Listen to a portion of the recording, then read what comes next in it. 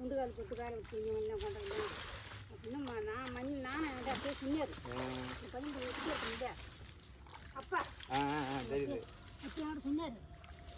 இந்த ஆள் இல்லை வந்து ஒரு ஆள் கீழே குஞ்சு கிடையாது எல்லாம் வேலை வெட்டி தான் அவர் சொல்கிறேன் கரெக்டு தான்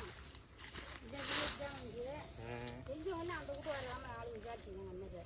அவர் ஏன் செயலுக்கு போய் கிடப்பானே சும்மா வீட்டில் சாப்பாடு